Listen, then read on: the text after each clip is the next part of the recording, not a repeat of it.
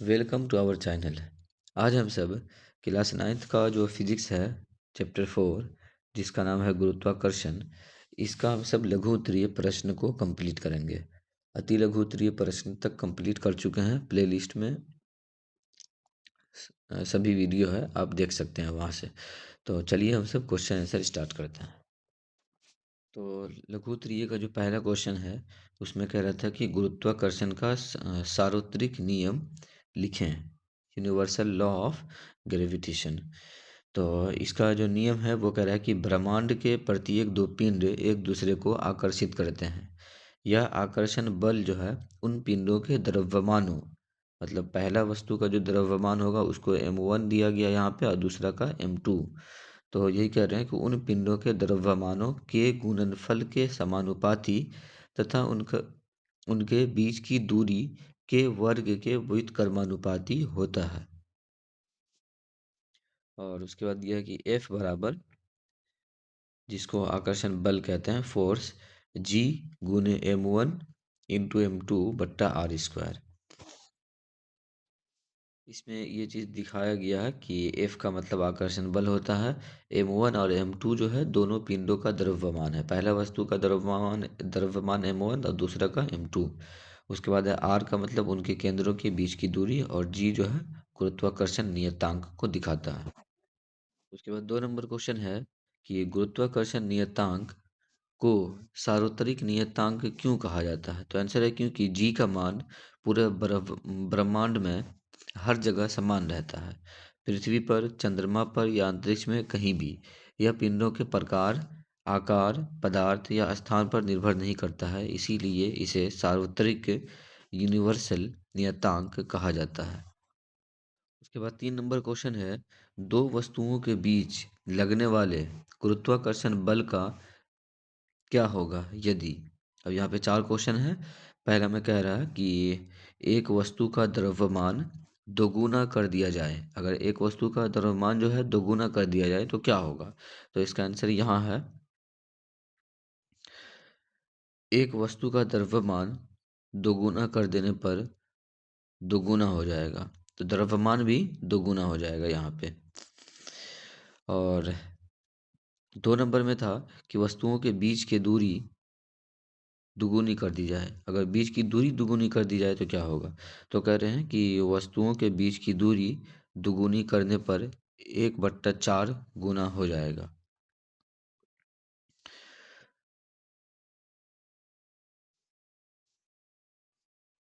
और 3 नंबर में है कि वस्तुओं के बीच की दूरी 3 गुनी कर दी जाए तो अगर 3 गुनी कर दी जाएगी तो इसका आंसर यहाँ है कि वस्तुओं के बीच की दूरी 3 गुनी करने पर जो उसका बल है वो 1/9 गुना हो जाएगा।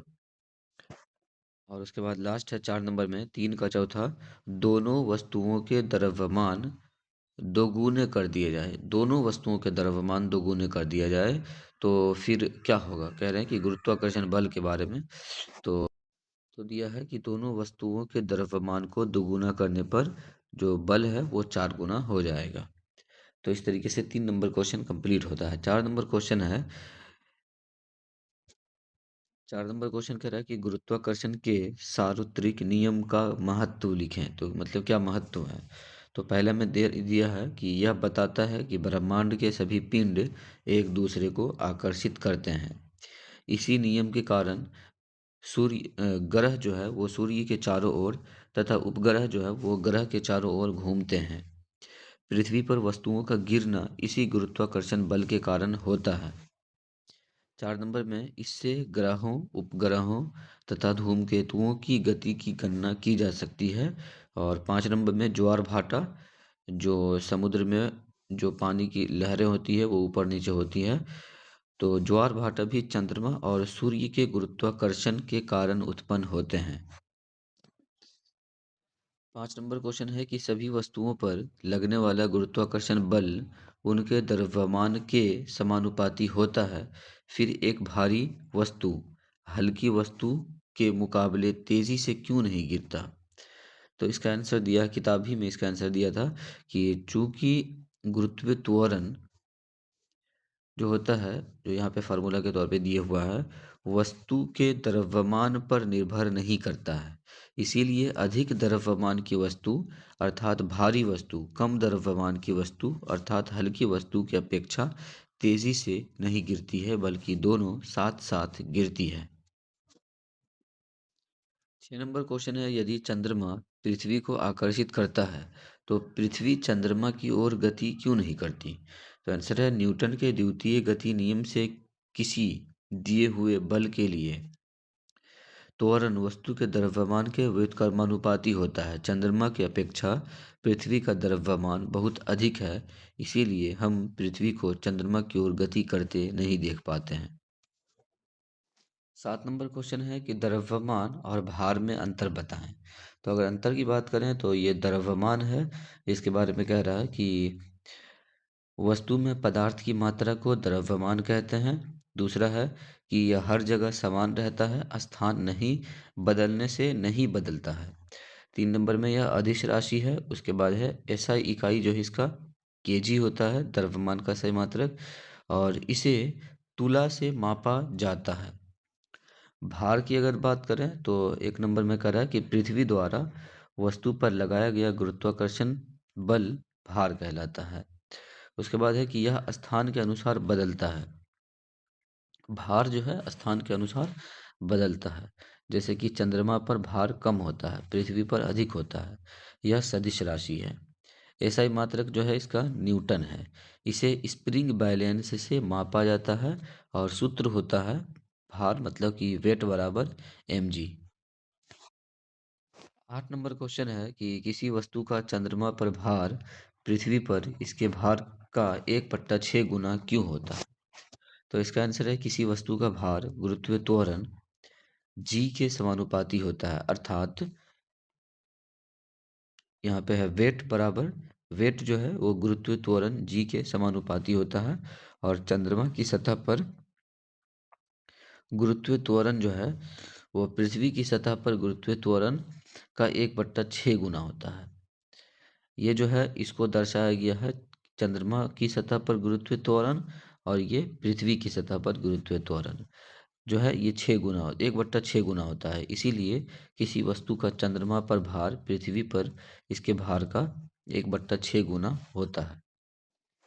9 नंबर क्वेश्चन है, एक व्यक्ति एम अपने मित्र एन के लिए पृथ्वी के ध्रुव के पास की जगह पर कुछ सोना खरीद कर उसे विषुवत वृत्त के पास रहने वाले एन को देता है। क्या एन खरीदे हुए सोने के भार से संतुष्ट होगा? यदि नहीं तो क्यों? तो इसका आंसर है, पृथ्वी के ध्रुव पर गुरुत्व त्वरण का मान जो है जिसको जीपी कह रहे हैं, विषुवत वृत्त पर गुरुत्व त्वरण के मान से अधिक होता है। अतः उस कुछ द्रव्यमान के सोने का भार ध्रुव की अपेक्षा विषुवत वृत्त पर कम प्रतीत होगा, इसीलिए एन जो है सोने के भार से संतुष्ट नहीं होगा। क्वेश्चन नंबर 10 है, एक पतली परंतु मजबूत डोरी से बने पट्टे की सहायता से किताबों से भरे स्कूल बैग को उठाना कितना कठिन होता है और क्यों? तो कह रहे हैं कि जब हम पतली डोरी से बने पट्टे की सहायता से किताबों से भरे स्कूल बैग को उठाते हैं तो बैग का सारा भार जो है वो हमारे हाथ पर पतली डोरी के बिल्कुल कम क्षेत्रफल के बराबर के क्षेत्रफल पर आरोपित होता है, जिससे हाथ पर अत्यधिक दाब पड़ता है। इसीलिए पतली डोरी के पट्टे से भारी बैग को उठाना कष्टकर और कठिन होता है। 11 नंबर क्वेश्चन है, एक भारी बक्से को पतले तार के बने हत्थे से ले जाना कठिन होता है, पर लकड़ी या प्लास्टिक के चौड़े हत्थे से ले जाना आसान होता है। क्यों? तो कह रहे हैं कि भारी बक्से को इसके हत्थे से उठाने पर हाथ पर दाब पड़ता है, और दाब बराबर बल बट्टा क्षेत्रफल होता है ये।